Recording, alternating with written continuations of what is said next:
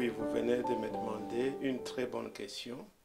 En tant que croyants, comment devons-nous agir devant les événements qui se passent aujourd'hui dans le monde? C'est une question biblique, elle mérite une réponse biblique.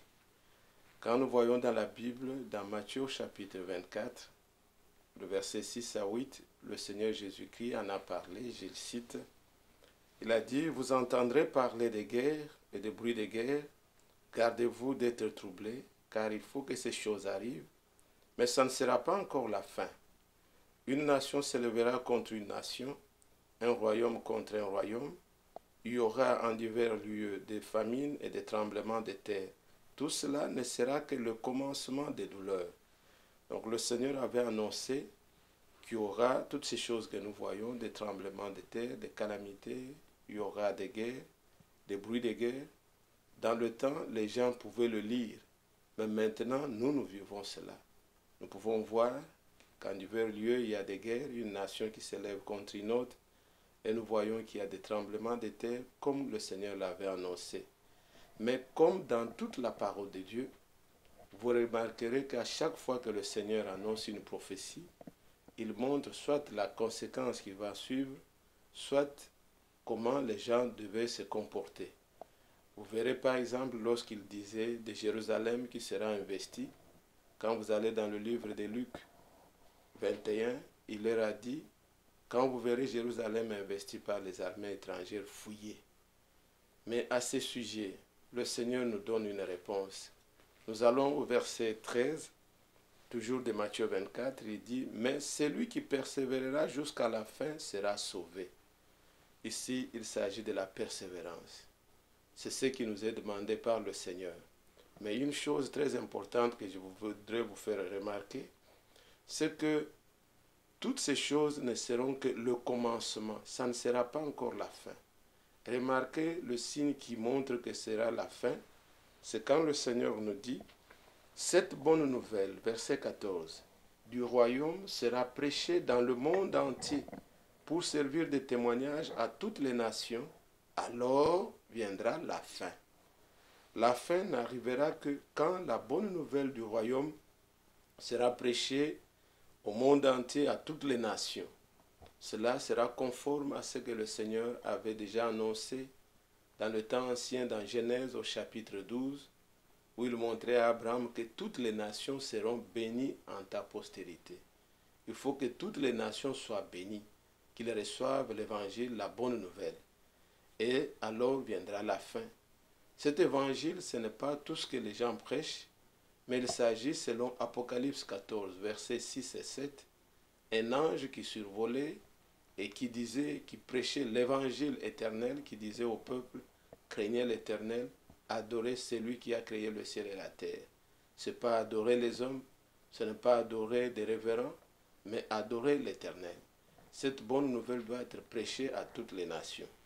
Une chose aussi que je voudrais vous faire remarquer, c'est dans Luc au chapitre 21, toujours parlant des prophéties du temps de la fin, le Seigneur a annoncé ceci, je cite, dans Luc au chapitre 21, il dit, il y aura des signes, à partir du verset 25, dans le soleil, la lune et dans les étoiles et sur la terre, il y aura de l'angoisse chez les nations qui ne sauront que faire au bruit de la mer et des flots.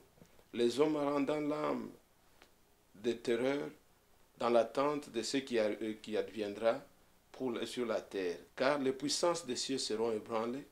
Alors on verra le Fils de l'homme venant sur une nuée avec une puissance et une grande gloire. Quand ces choses commenceront à arriver, redressez-vous, levez vos têtes, parce que votre délivrance approche. Ceci est le comportement des enfants de Dieu.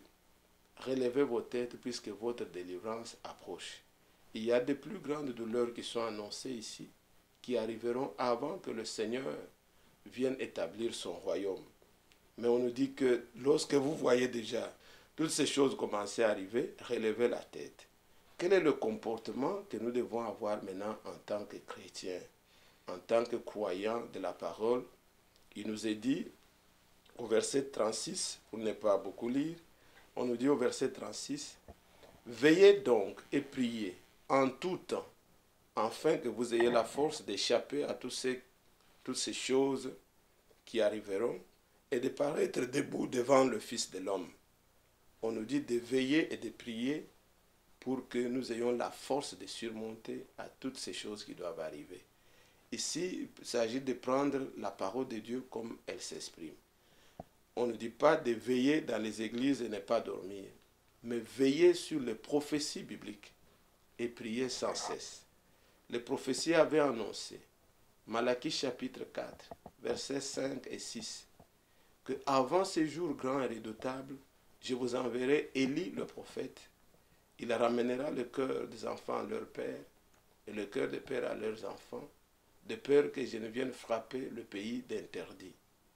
Dieu ne veut pas frapper le monde d'interdit, mais vous nous a envoyé Élie le prophète, pour que nous soyons ramenés à la foi de nos pères apostoliques, croire comme ils croyaient, se comporter comme ils se comportaient, aimer comme ils aimaient, prêcher comme ils prêchaient, vivre la vie de Dieu comme ils vivaient.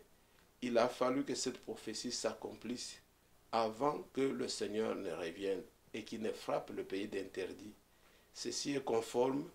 Vous allez dans la Bible, dans Matthieu au chapitre 17, verset 11, vous verrez le Seigneur dire qu'il est vrai qu'Élie doit venir et rétablir toutes choses. Marc chapitre 9, verset 12, il est dit, Élie viendra et rétablira toutes choses. Ne pensez pas que c'était Jean-Baptiste, puisque Jean-Baptiste était déjà venu et qu'il était déjà mort, mais les disciples continuaient à croire. Dans Actes des Apôtres chapitre 3, versets 19 à 21, il est dit, repentez-vous, convertissez-vous, pour que le temps de rafraîchissement vienne de la part du Seigneur, et qu'il vous envoie celui qui vous a été destiné, le Seigneur Jésus, que le ciel doit garder jusqu'au temps du rétablissement de toutes choses dont Dieu a annoncé, anciennement par ses saints prophètes. Ce temps de rétablissement-là était toujours attendu. C'est l'heure maintenant où le Seigneur a envoyé un message pour rétablir toutes choses, pour remettre tout en ordre avant que le Seigneur vienne. Donc les événements qui se passent maintenant doivent éveiller les enfants de Dieu à pouvoir veiller sur la parole, l'accomplissement des prophéties, à prier sans cesse, à persévérer et à savoir que maintenant c'est le temps de relever nos têtes, notre délivrance approche. Que Dieu vous bénisse. Est-il possible aujourd'hui de livrer la sainteté? C'est possible, c'est possible.